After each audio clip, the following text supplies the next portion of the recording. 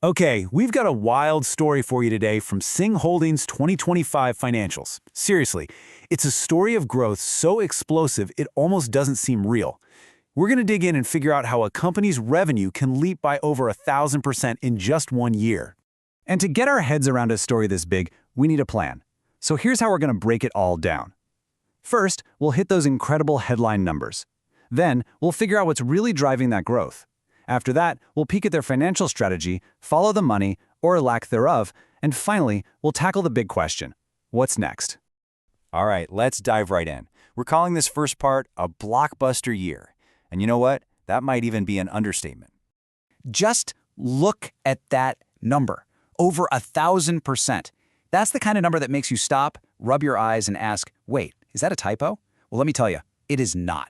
And here's what that 1,000% looks like in cold hard cash.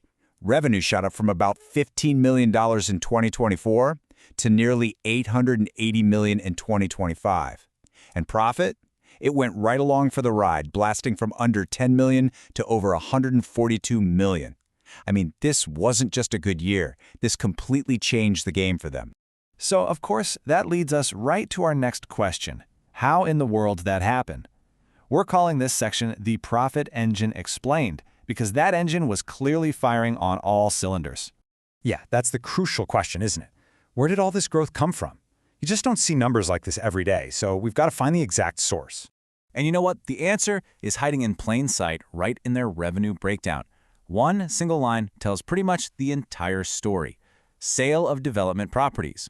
In 2024, that number was a big fat zero. In 2025, almost $868 million.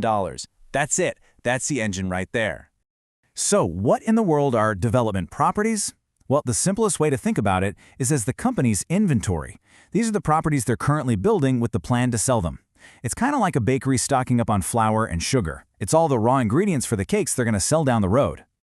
And to make this really hit home, Note 13 in their report gives us a peek at what's coming up. Take the Chuan Grove project. It's this massive residential development that's slated to be done around 2030. This is exactly the kind of development property that will be fueling their results for years to come. Right, but building huge projects like that costs an absolute fortune up front. So let's flip over and take a look at the books to see how they're actually paying for all this ambitious growth. And this really shows the two sides of that coin perfectly. On the one hand, you've got their assets, that development properties inventory more than doubled to almost $1.5 billion, but then you look at the other side and you see how they paid for it. Bank loans just ballooned from around $250 million to over $1 billion. So when you boil it all down, the takeaway here is crystal clear. This isn't just a sales story. It's a story about using leverage. Singall Holdings made a really big strategic bet to take on a whole lot of debt so they could aggressively build out their pipeline of future projects.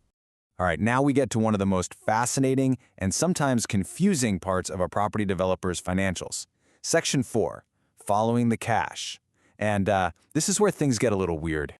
Exactly. I mean, you see that headline profit of $142 million, and your first thought is, wow, their bank account must be overflowing, right? It's just logical. But in the world of property development, profit and cash can tell two completely different stories. And check this out. Despite making over $142 million in profit, look at the cash from their operations. It was negative $1 billion, a huge cash outflow. And because of that, the actual cash they had in the bank at the end of the year plummeted from $87 million down to just $27 million. So how on earth is that possible? Well, it all comes down to timing. First, these developers spend massive amounts of cash up front, on land, on construction, years before anything's finished. Second, accounting rules say they can book the profit as soon as a buyer signs a contract. But third, and this is the key part, they don't get all the cash at once. They collect it from buyers in smaller payments over the entire life of the project.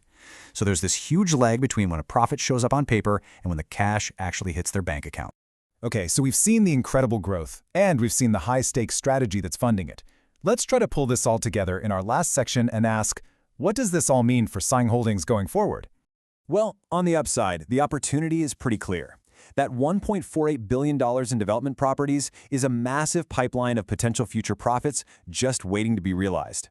And what's more, management is signaling some serious confidence. They proposed a special dividend for shareholders, which is always a really good sign. But there's always a flip side, isn't there? The biggest risk by far is that huge debt load, over $1 billion. It's the fuel for their growth, sure, but it also comes with a ton of risk. Their success is now pretty much completely tied to one single business segment, which means they are very, very sensitive to the ups and downs of the Singapore property market. So there you have it. A really phenomenal year for Sing Holdings, but one that's built on a high-stakes, debt-fueled strategy. The potential rewards are huge, but the risks are just as clear. And just so we're all on the same page, this content is intended to serve strictly and only as an informational, independent, objective summary of recent events and should in no way be interpreted, construed, or relied upon by any party as inside information or financial advice.